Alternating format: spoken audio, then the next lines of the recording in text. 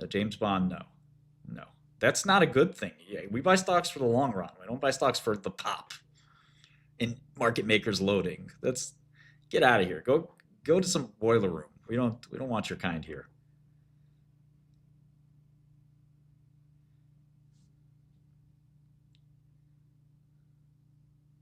Go do some pump and dump scamming in some Discord somewhere. And JT Marlin. Go work at JT Marlin. We're trying to work at Citadel. You think Citadel is sitting worried about some 20 million market cap biotech stock? What do you got? $3,000 in your account? Get the fuck out of here. Go work at Starbucks. Piece of trash. You think Warren Buffett's sitting there? Maybe I can load up this 20 million market cap and get a quick pop out of it. I might be able to pump it and get out. Yes, that's how I became rich. I'm going in the Discord, and Discord's newfangled communications tool. We go on the Discord and tell them that I'm long, but I'm really selling it. I smoke some weed. I smoke the finest kush. Me and Charlie used to smoke all day.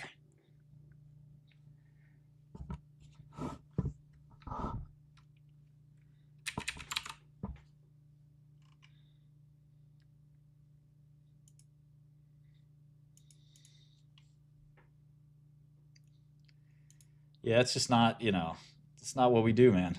It's not what we do.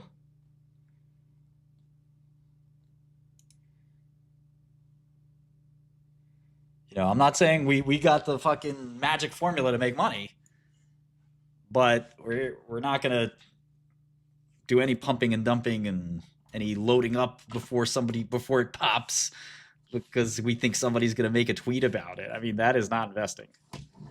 That is the final step before deciding your life isn't worth living. For me, at least. That's not. You ever catch me doing something like that? You just say, Martin, you changed, man. You changed.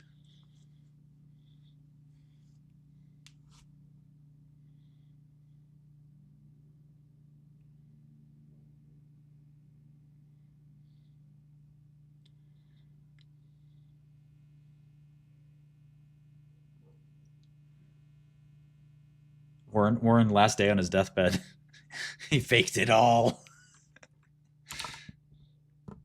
Yeah, so to me, it's still amazing. No, that's not what bio stocks are all about. You want to know what bio stocks are all about? Study Alexion's story, study Seattle Genetics story. That's what biotech's all about. Study Genzyme's story. It's funny, none of these stocks are around anymore. They all got acquired. You want to really understand biotech, study Immunex. Don't study Bluebird. Well, you could study Bluebird for what to avoid. That's what real biotech investing is about. It's usually basically the fat tail. The fat tail is the dominant force. When you get a good fat tail, you ride it. That's basically what you learn about that. Yeah, I just don't even look at weed, man. Don't waste your time. You're still talking about a really bad speculative trade that in on Wall Street they call this special sits. Okay, special sits traders are retarded. They sometimes call it event driven. Okay.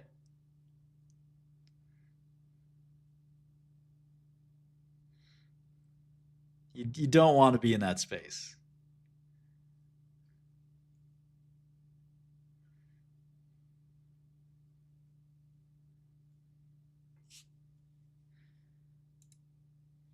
Okay, my food will be here very shortly, so I would take a 2-minute break for that. You guys can time me. I think it'll be a 2-minute break, but you might not. It may be more, maybe less. Um, Look, there's nothing wrong with special sits. It's just that, like, you're not learning anything systematic, right? So, like, you can study all these weed stocks, but, like, do you really want to be a weed stock analyst? Like, at least study pharma. You learn something you can apply to the other stocks. I taught a bunch of people this 10 or 20 years ago. I said, you study one drug stock because 90% of the shit you learned from that one drug stock you can apply to another drug stock. It doesn't really work that way, otherwise. Well, Citadel trades every single stock in the stock market without having a person to actually trade it. So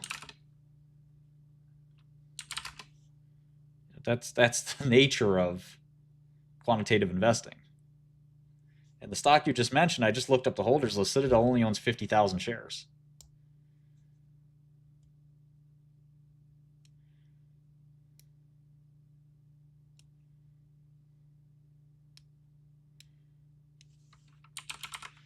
Yeah, the weed space is just very low margin bullshit.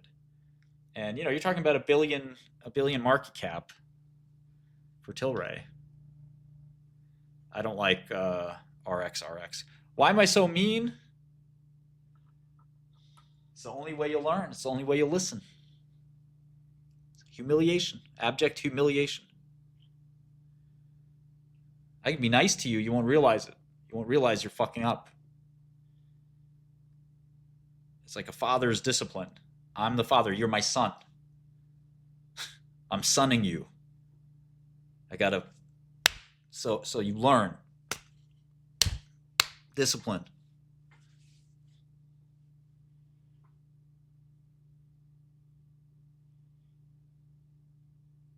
Of course, I've been humiliated millions of times. Get up and try again.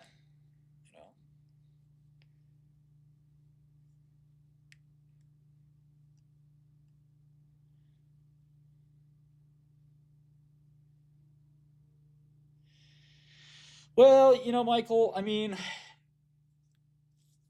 if you look at like the big five personality traits or things like that, some people are neurotic. Some people have clinical anxiety or depression. So when you combine that, and some people have the opposite of those. And when you combine that with abuse, you get a lot of different impacts. It's like a dynamical system. There's no easy way to tell what a person will experience. So you get some people who are really neurotic, but they can actually sustain terrible abuse. But then they're neurotic about the silliest things. Something as simple as dropping food on the floor or something like that will ruin their day. But they can handle the most stressful situations otherwise. And then there are people that are the opposite. So, there's just not a real easy way to sort of take the stimulus of the world, put it in some kind of function, and get some output that's reliable. I asked GPT yesterday to give me a quiz on functions. It was fun. It was really nice, actually. If you ask GPT, give me a quiz on functions. You guys want to see the quiz?